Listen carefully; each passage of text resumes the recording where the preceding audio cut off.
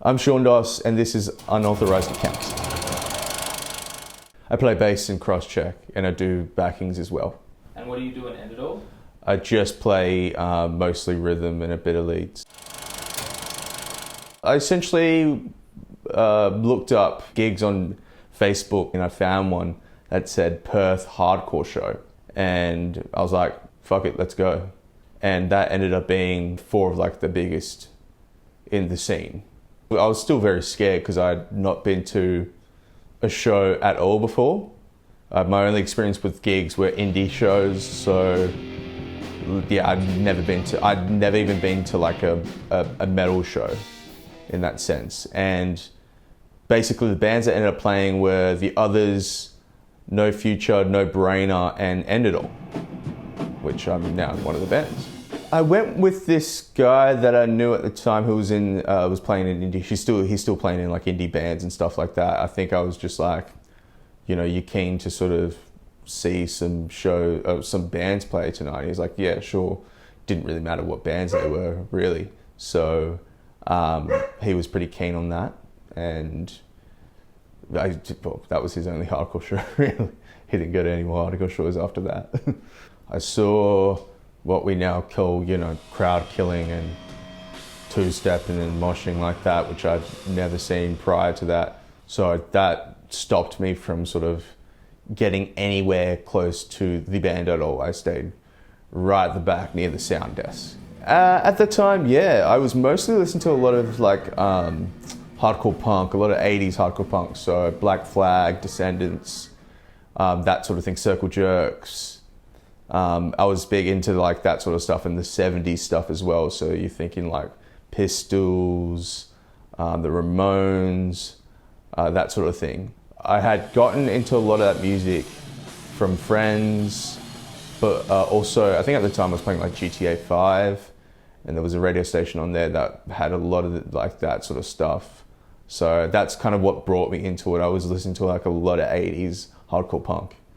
What happened was I was friends at TAFE with Archie, and they at the time mentioned that they had a mate that the bass player of their band had just left.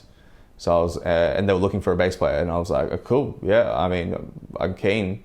I ended up at a cross-check rehearsal, and that from there on I started going to more local shows, starting to speak to a lot more people, and just getting myself out there. So, and it all happened really quickly. But essentially, yeah, it was because a friend of mine had asked me to join a band. Well, I mean, the 208 crew is a lot of the, it's mostly like more the punk guys that, it's a house, essentially it's a house in Maylands, which is near the city, that were putting on shows for a long time before, you know, like before I'd even knew what this music was. I'd probably say like 2001 or something like that. So they had a lot of, I mean, the biggest band coming out of that house was Extortion, who are now in Melbourne there. And even, yeah, with the Loudmouth crew, those guys were all, they were all HQ kids. They all played at YMCA HQ. So that like I would have probably seen them here or there, but I just never went. I wasn't interested at all. So, but those guys all played in heavier bands before that scene when they were younger. But yeah, I later found out that both of those scenes are very, very friendly. Like anyone can talk to them. I was tired of the indie scene at that point in time. It was a very saturated market. Like everything just sounded the same, and I wasn't really interested anymore. And I grew up on heavy music, so I grew up on a lot of metal. So I just was eager for something that was a bit more heavier. Not necessarily saying that like the music that came out then from those indie bands are bad. I'm just saying I was tired of it. You know, like at that point in time, I was playing solely because the people in the band were my friends, not because I enjoyed it.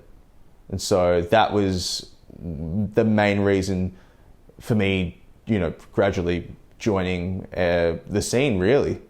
It was only a natural progression that I'd go back to heavy music. People come to these shows because they just, I feel like they're wanting a sense of belonging, a sense of community, and a sense of family. Honestly, comparing it to the indie scene's very dog eat dog. There was nothing about, community doesn't mean anything there.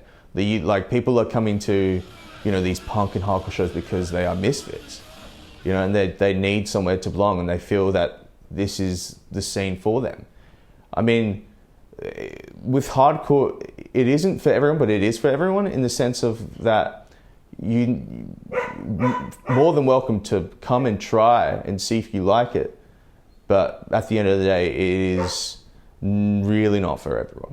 If someone wants to come in to the scene, there's really only 2 rules.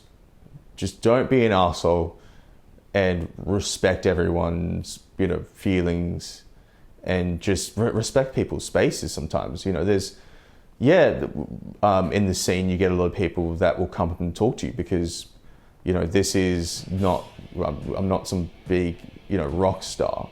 We're not going to just shy you away. I'm definitely going to talk to you. But it comes to a point where just, it's a sense of respect people's spaces. If it's not the time, then don't go up to a person. But there's always going to be another time. You just got to respect people's spaces and don't be an asshole. I mean, if we get people, which we do, it happens all the time.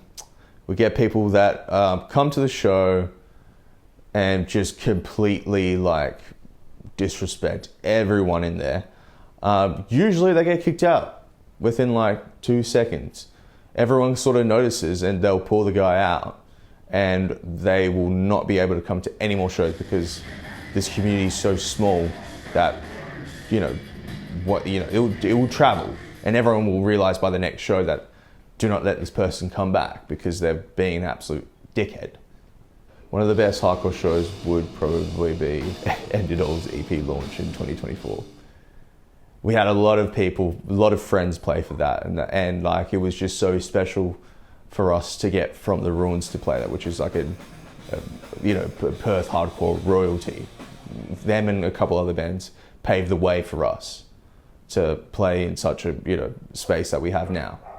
If you want to go to shows and stuff like that, the easiest way to find shows happening around you is going and looking up the Loudmouth Records gig guide, which is on the Loudmouth Records website. That will tell you pretty much a big range of shows happening. Or you could go up and look at Living for Chaos's Instagram page, because they usually promote a lot of the punk shows as well as the hardcore stuff, but it's mostly the punk shows. And when you go to these shows, don't be scared to talk to people. It's nothing, there's nothing to be scared about. These people are just like you. We just want to have fun and enjoy ourselves at these shows. So don't be scared. Everyone will talk to you. It's fine. Endidol are releasing a 2-track soon in June, so that's something to look forward to as well as just shouting out these labels. So there's just Loudmouth Records, Televised Suicide, Butterfly Violence. I'm probably missing some, but those are the ones that are just coming to my head right now. Obviously shouting out EBH. I'm kind of part of it too. I think the message at the end of the day is, if you're wanting to come to a show, do it. Nothing to be scared about. I was once that scared person, and I'm now in that scene.